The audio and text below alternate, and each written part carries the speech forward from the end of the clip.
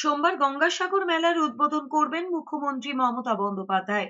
পাশাপাশি মেলার ব্যবস্থাপনা আর নিরাপত্তা ও সরেজমিনে খতিয়ে দেখবেন মুখ্যমন্ত্রী। এরপর মঙ্গলবার সকালে গঙ্গাসাগর থেকে সরাসরি মুখ্যমন্ত্রীর পৌঁছানোর কথা জয়নগরে। সেখানে প্রশাসনিক বৈঠকে উপস্থিত থাকবেন তিনি। এরপর বিকেলে কলকাতার বাবুঘাটে গঙ্গাসাগর মেলায় যাওয়ার জন্য অপেক্ষারত পুণ্যার্থীদের সঙ্গে সাক্ষাৎ করার কথা মুখ্যমন্ত্রীর। সেখানে এক অনুষ্ঠানে উপস্থিত থাকার কথা মুখ্যমন্ত্রীর। ইতিমধ্যেই রাজ্য প্রশাসনের তরফে মুখ্যমন্ত্রীর দুদিনের কর্মসূচি জানানো হয়েছে।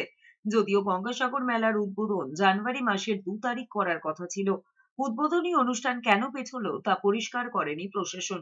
সূত্রের খবর, মুখ্যমন্ত্রীর ডান কাঁধে অস্ত্রোপচারের কারণে চিকিৎসকদের পরামর্শে তিনি বিশ্রামে ছিলেন।